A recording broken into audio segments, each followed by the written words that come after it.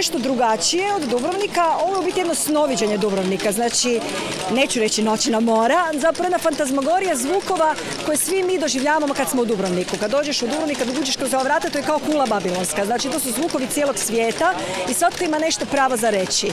Pa eto i mi smo osjetili da imamo pravo nešto za reći.